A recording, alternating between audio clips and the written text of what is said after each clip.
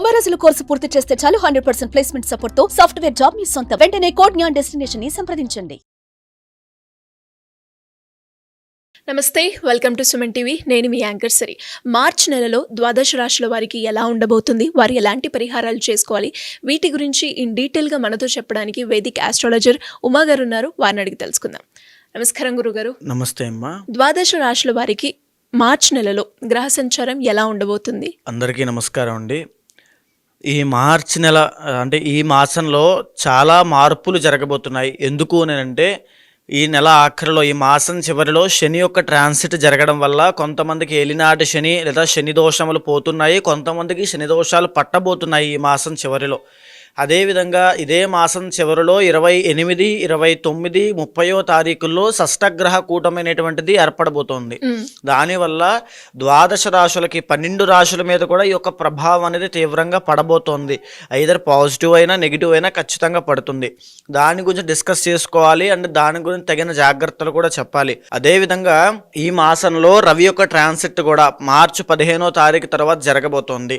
మార్చి 15వ తారీఖు వరకు కుంభంలో సంచరిస్తున్నటువంటి రవిగ్రహ సంచారము 15 తర్వాత మీనంలోకి ఎంటర్ అవ్వబోతున్నారు. కాబట్టి దానివల్ల కూడా కొంత మార్పులు అనేవి ఉద్యోగరీత్యా, పదవి యోగాల రీత్యా ప్రతి రాశికి కొన్ని మార్పులు జరగబోతున్నాయి. అయితే ఈ మాసము గ్రహ సంచారము చూస్తే వృషభంలో గురుగ్రహ బృహస్పతి సంచారము, మిథునంలో కుజగ్రహ సంచారము, కన్యలో కేతుగ్రహ సంచారము, కుంభంలో రవి శనుల యొక్క కంజంక్షను. రవి మార్చి 15 వరకు మాత్రమే కంజంక్షన్లో ఉంటారు, ఆ తర్వాత మీనంలోకి వెళ్ళిపోతారు. మీనంలో చంద్ర, శుక్ర, రాహు, బుధుల యొక్క సంచారం నడుస్తోంది. మార్చ్ నెలలో మీనరాశి వారికి విద్యాపరంగా, ఆరోగ్యపరంగా, వ్యాపారపరంగా ఎలా ఉండబోతుంది, వారు ఎలాంటి పరిహారాలు చేసుకోవాలి గురుగారు? మీనరాశి వాళ్ళకి ఈ మార్చి మాసంలో కేవలం 1 లేదా 2 గ్రహాలు మాత్రమే యోగిస్తున్నాయి. శుక్రచంద్రుడు మాత్రమే బలం ఉండడం చేత ప్రతి విషయంలోనూ వీళ్ళు చాలా జాగ్రత్తగా ఉండాలి అని చెప్పచ్చు.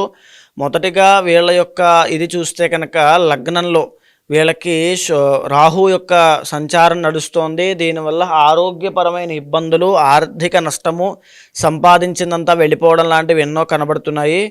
అదేవిధంగా లగ్నంలోనే ఈ యొక్క బుధుడి యొక్క సంచారం వల్ల కుటుంబ సభ్యులతో దూరం అవ్వడము, వాళ్ళ నుంచి వాళ్ళ యొక్క అభిప్రాయాలకి వీళ్ళ అభిప్రాయాలకి భేదాలు వచ్చి కలహాలకి దారితీయడం లాంటివి ఎన్నో కనబడుతున్నాయి. చాలా జాగ్రత్తగా ఉండండి. 3వ స్థానంలో గురుగ్రహ సంచారం నడుస్తోంది. దీనివల్ల ఫ్లో ఆఫ్ ఇన్కమ్ అనేటువంటిది కాస్త ఇబ్బంది పడడం లాంటివి జరగచ్చు. కాబట్టి కాస్త జాగ్రత్తగా ఉండండి. 4వ స్థానంలో కుజగ్రహ సంచారం అంత యోగించడం లేదు. ఇక 7వ స్థానంలో కేతుగ్రహ సంచారం వైవాహిక జీవితంలో ఉన్న వాళ్ళకి మానసిక ఒత్తిడి, దూరం అనేటువంటిది కనబడుతూ ఉంటుంది. అభిప్రాయ భేదాలు, మిస్అండర్స్టాండింగ్స్ కానీ, మిస్కమ్యూనికేషన్ కానీ ఇవన్నీ వచ్చి కాస్త ఇద్దరి మధ్యలో వాగ్వివాదాలకి దారితీసే అవకాశం ఉంటుంది. అదేవిధంగా వైవాహిక జీవితంలో కోర్టు పరమైన సమస్యలతో ఇబ్బంది పడుతున్న వాళ్ళకి కూడా ఇంకా జాప్యమే జరుగుతుంది. ఈ మాసం ఒక కొలిక్కి వచ్చే అవకాశం ఏమీ కనబడట్లేదు. 12వ స్థానంలో రవి శనుల యొక్క సంచారం నడుస్తున్న కారణంగా ఆరోగ్యం పట్ల ప్రత్యేకమైన శ్రద్ధ ఖచ్చితంగా అవసరము. ఏలినాటి శనిలో ఉన్నారు కాబట్టి డబ్బులు విపరీతమైన ఖర్చు అవుతూ ఉంటాయి. లేనిపోని అపనిందలు, అవమానాలు, అనుమానాలు లాంటివి మీ మీద అభియోగాలు మోపడం వల్ల ఎంతో మనోవిచారం అనేటువంటిది ఎక్కువ అవుతుంది. చంద్రబలము మొదటి 10 రోజుల్లో ఉంది కాబట్టి కాస్త మనోధైర్యంతో ముందుకు వెళ్ళే అవకాశం కూడా ఉంటుంది. మానసిక ధైర్యాన్ని పెంచుకుని మీ ప్రయత్న బలాన్ని పెంచినట్లయితే తప్పకుండా గొప్ప విజయాన్ని, ఆకస్మిక ధన లాభాలని, వస్త్ర లాభాలని, సువర్ణ లాభాలని, వాహన సౌఖ్యాన్ని ఖచ్చితంగా చూస్తారు. ఈ యొక్క మాసంలో శుక్రబలం ఉంది కాబట్టి విందు వినోద కార్యక్రమాల్లో పాల్గొనడము, శుభకార్యాల్లో పాల్గొనడము, లేకపోతే తీర్థయాత్రలకు వెళ్ళడం లాంటివి, ఈ యొక్క లాంగ్ ట్రిప్స్ వేయడం లాంటివి జరిగే అవకాశం ఉంటుంది. ప్రేమ వ్యవహారాల్లో విజయం పొందే అవకాశం ఉంది. మిగతా అన్ని ఆస్పెక్ట్స్ ఆఫ్ లైఫ్లోనూ ఇబ్బందులు ఉన్నాయి కాబట్టి ఇంటర్నల్ జాతకం ఖచ్చితంగా చాలా అవసరము. ఎందుకనంటే జరిగినటువంటి 2 సంవత్సరాలుగా వీళ్ళు ఏలినాటి శని బాధతో బాధపడుతున్నారండి. ఇప్పుడు జరగబోయేటువంటి రోజుల్లో మార్చి 30వ తారీఖు తర్వాత శని ట్రాన్సిట్ అవ్వబోతోంది. అయిన తరువాత వీళ్ళకి శని లగ్నంలోకి రాబోతున్నాడు.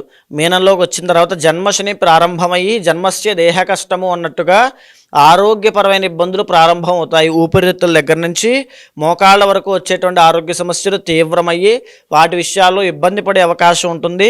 చాలా జాగ్రత్తగా ఉండాల్సినటువంటి సమయం ఇది. దీంతో పాటుగా ఈ మాసం చివరిలోనే షష్టగ్రహ కూటమి వీళ్ళకి మీనంలోనే పట్టడం వల్ల వీళ్ళు ఎన్ని రకాలుగా ప్రయత్నం చేసినా అభివృద్ధి చెందాలని అవన్నీ కూడా ఇబ్బంది పడే అవకాశాలు ఉంటాయి. మీనరాశి వాళ్ళకి ఇది ఒక హెచ్చరిక ఏమిటంటే జాగ్రత్త కోసము ఎలాంటి బిజినెస్ ఇన్వెస్ట్మెంట్స్ కూడా ఈ సమయంలో మీరు చేయొద్దు, ఎలాంటి విషయాల్లోనూ కూడా ఇప్పుడు తలదూర్చొద్దు, ఎలాంటి విషయాల్లోనూ ఇన్వాల్వ్ అవ్వద్దు. ప్రత్యేకమైన ఆరోగ్య శ్రద్ధ ఖచ్చితంగా తీసుకోవాలి. టైం టు టైం ఫుడ్ తినండి, టైం టు టైం పడుకోండి, టైం టు టైం స్లీప్ ఖచ్చితంగా అవసరము. ఈ మాసం అంతా కూడా ఎలాంటి ఆరోగ్య సమస్య లేకుండా ప్రశాంతంగా నిర్మలంగా సాగింది అంటే గొప్ప అదృష్టవంతులని చెప్పచ్చు.